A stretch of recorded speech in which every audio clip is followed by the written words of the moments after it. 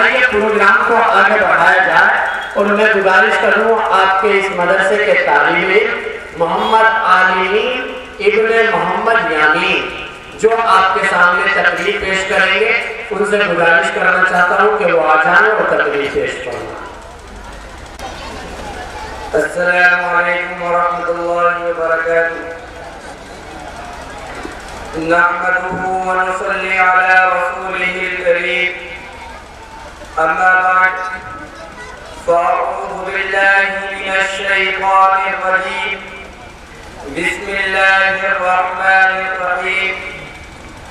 إن الذين يغضون أصواتهم عند رسول الله أولئك الذين امتحن الله قلوبهم للتقوى لهم مغفرة وأجر عظيم۔ وقال النبي صلى الله عليه وسلم لا يؤمن أحدكم حتى أكون أحب إليه من والده وولده والناس أجمعين، أو كما قال عليه الصلاة والسلام۔ ہم نے ہر دور میں تقدیس رسالت کے لیے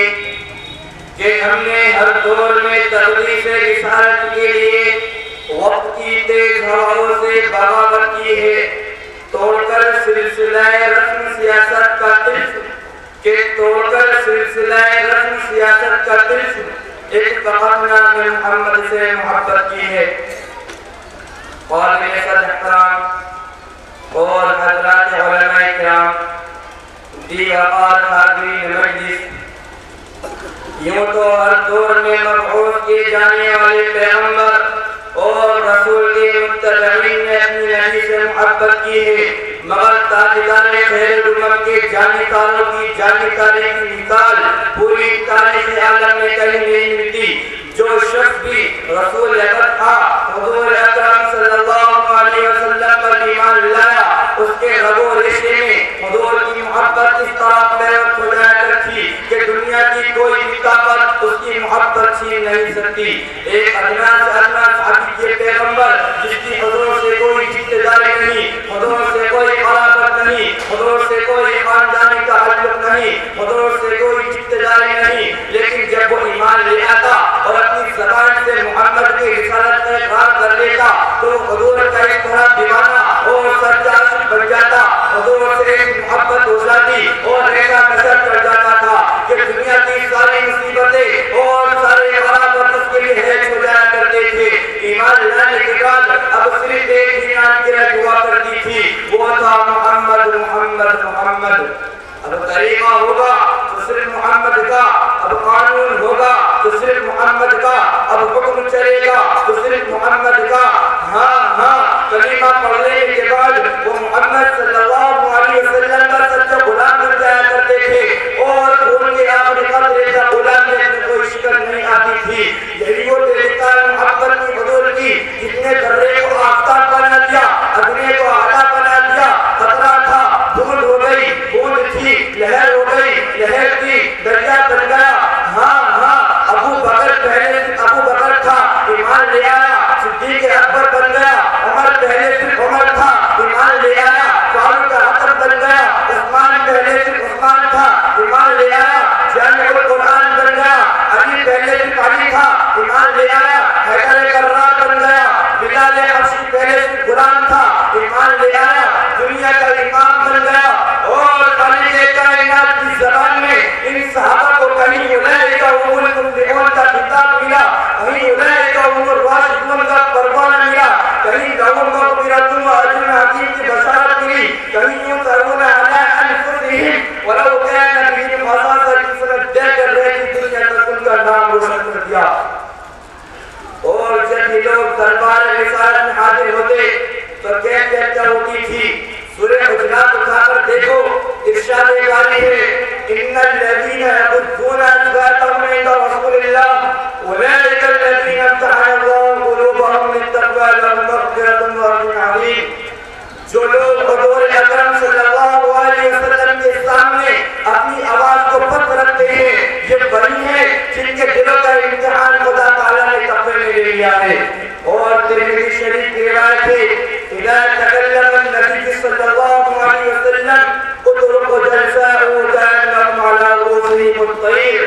یعنی حضور اکرم صلی اللہ علیہ وسلم جب کلام کرتے تو تمام صحابہ کرام ادب سے نگاہیں جھکا دیا کرتے گویا سر اوپر پرندہ دیکھا ہو.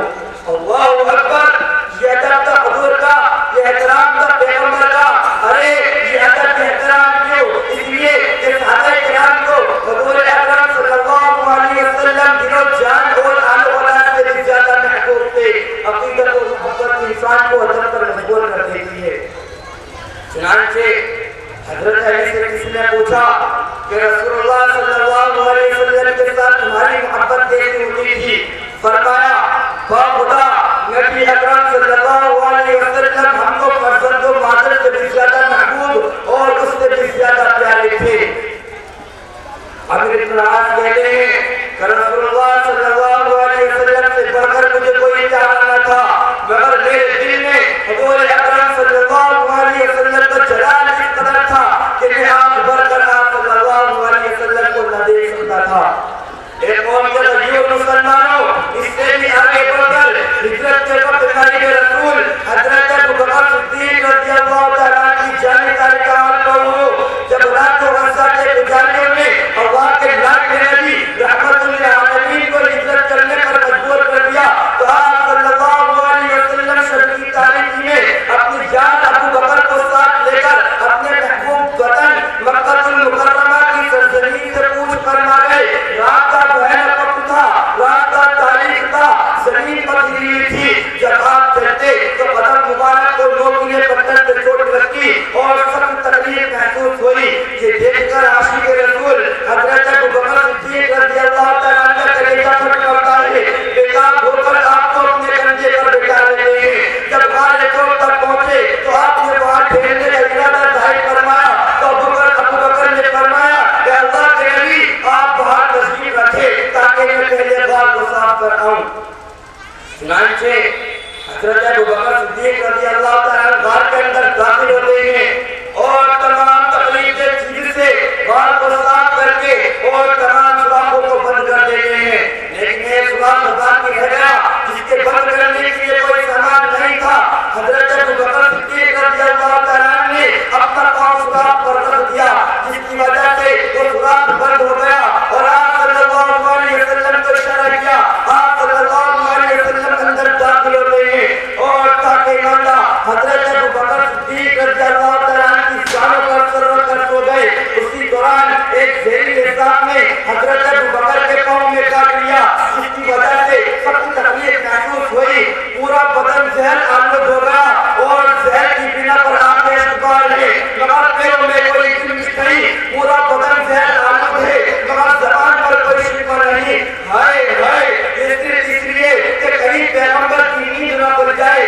آنسو کی نلی پیغمبر کے چہرے انور پر گرتی ہے. پیغمبر کی نیند کھل گئی. جب پیغمبر کی نیند کھل گئی تو پیغمبر جب تلوار پہ دہن اپنی جان ابوبکر کے پیر پر چلا دیا جس کی وجہ سے ساری تکلیف جاتی رہی. یہ حضور کے ساتھ جانکاری کا واقعہ اس وقت کا ہے جو خلیفہ اول بن کر دنیا میں نمودار ہوئے, جو حضور کے سب سے بڑے مقصد اور اسلام کے سب سے بڑے حمد اور خیر خواہ تھے. لیکن حضور کی محبت ایک عام صحابی کے اندر پیدا ہوا کرتی جس طرح کہ اپنے صحابہ نے تھی. زید بن دلنا ایک صحابی رسول نے جن کو کفار نے پکڑ لیا تھا اور قریش نے ان کو قتل کے لیے خرید لیا تھا. جب ان کو سوری دینے کے لیے چلے تو سفیان بن حرب نے کہا زید تجھے خدا کی قسم کیا تم چاہتے ہو کہ محمد صلی اللہ علیہ وسلم کو سوری دی جاتی اور تم اپنے گھر میں آرام سے سوتے؟ زید نے کہا خدا کی قسم میں تو یہ بھی نہیں چاہتا کہ میری نہائی کے بدلے حضور اکرم صلی اللہ علیہ وسلم کے پاؤں مبارک میں کاٹا بھی لگے. ابو سفیان کی جواب سن کر حیران رہ گئے اور بے اختیار بول اٹھے کہ میں نے آج تک کسی کو ایسی محبت کرنے والا نہیں دیکھا جیسے اصحاب محمد صلی اللہ علیہ وسلم سے کرتے ہیں. عشق بازی کا مرکز رکھتا ہے امیر, کہ عشق بازی کا مرکز رکھتا ہے امیر, دل ہو لوہے کا پتھر کا جگر پیدا کر. میرے عزیز دوستو, یہ اصحاب نبی میں سے مردوں کا حل تھا مگر قربان جائے اس پیغمبر پر جس پر عورتیں دل و جان سے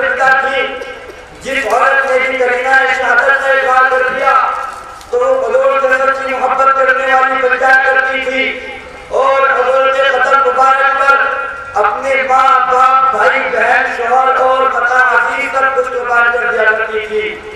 چنانچہ مدینہ منورہ میں جب جنگ احد کی لڑائی شروع ہوئی، مدینے سے 3 میل کے فاصلے پر احد کا پہاڑ ہے، لڑائی شروع ہے، حضور اکرم صلی اللہ علیہ وسلم جنگ میں شریک ہیں۔ مدینے میں خبر مشہور ہو گئی کہ آپ صلی اللہ علیہ وسلم جنگ میں شہید ہو گئے۔ یہ خبر غلط تھی لیکن مشہور ہو گئی۔ جب خبر مشہور ہو گئی تو بنو دینار کی 90 سال کی ایک بوڑھی عورت جس کا باپ، بھائی اور شوہر جنگ میں شریک تھے، لاٹھی ٹیکتی مدینے سے باہر نکل رہی ہے۔ اسی نے اس کے کان میں آ کر کہا کہ اماں تیرا نام امی عمار تو نہیں؟ کہنے لگی ہاں میرا نام امی عمار ہے۔ تو اس آدمی نے کہا کہ اماں تیرا بھائی میدان جنگ میں شہید ہو گیا ہے، لیکن وہ بوڑھی عورت اسی طرح چلی جا رہی ہے۔ پھر اس کے بعد کسی نے اس کے باپ کی شہادت کی خبر کی، لیکن اس کی زبان پر صرف ایک اس میں گرامی رسول اللہ جاری تھا، لیکن وہ اسی طرح چلی جا رہی ہے۔ پھر تیسری مرتبہ میں اس کے شوہر کی شہادت کی خبر ملی، کہنے لگی حضور کہتے ہیں، جواب ملا حضور بالکل صحیح سلامت ہیں۔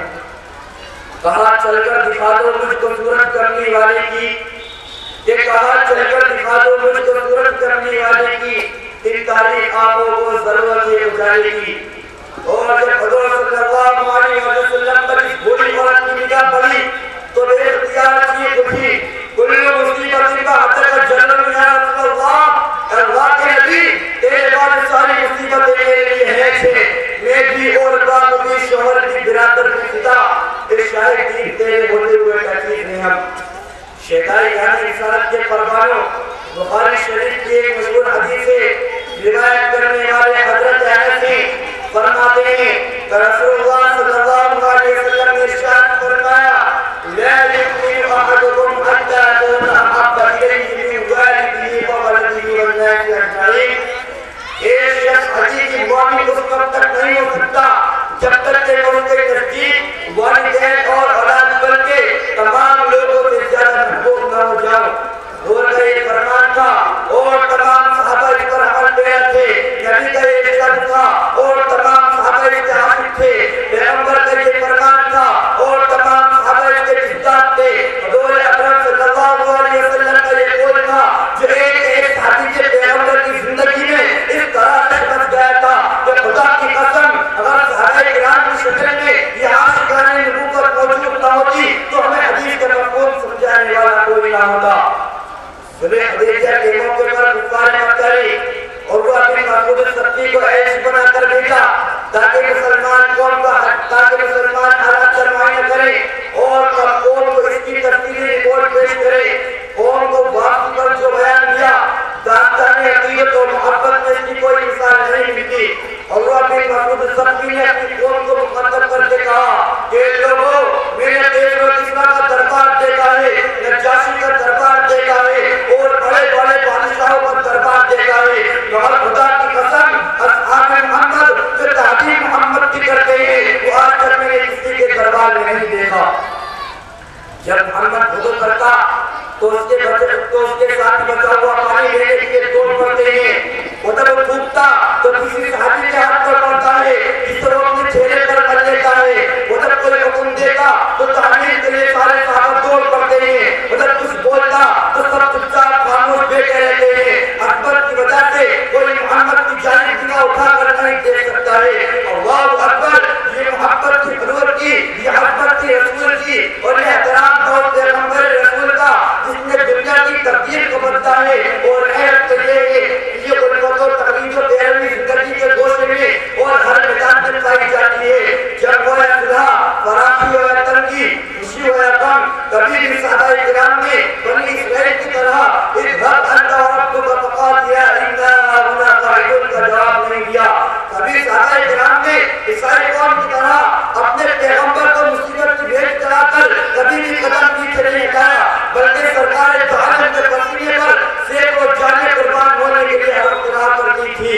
اسی لیے انگلینڈ کا سب سے بڑا مؤرخ گاری بھری اپنی کتاب اپالوجی پار محمد میں لکھتا ہے کہ عیسائی اس کو یاد رکھیں تو اچھا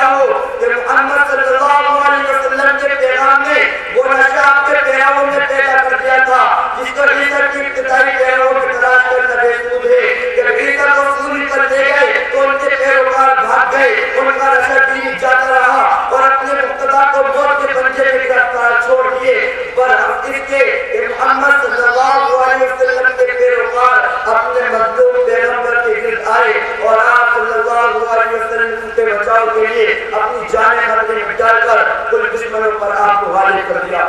میں اپنی تقریر میں شعر کے ساتھ ختم کرتا ہوں۔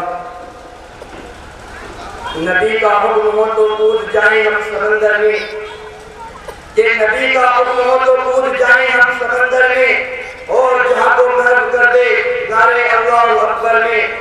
نہتے 313 بشر شوق شہادت میں، نکل آئے تھے میدان میں محمد کی قیادت میں۔ نہ تیغ و تیر پہ تکیا نہ خنجر پہ نہ بھالے پر، کہ نہ تیغ و تیر پہ تکیا نہ خنجر پہ نہ بھالے پر، بھروسہ ہے تو ایک سادی سی تاریخ دیوانے پر۔ اللہ سے دعا کریں اللہ تبارک و تعالی ہم سب کو کہنے سننے سے زیادہ اس پر عمل کرنے کی توفیق عطا فرمائے۔ آمین وآخر دعوانا الحمدللہ رب العالمین۔ ماشاءاللہ بھی آپ حضرات اپنے اس مدرسے کے ایک طالب جناب محمد عالمین صاحب، محمد عالمین ابن محمد یامین صاحب سے آپ ایک تقریر سماعت کر رہے تھے۔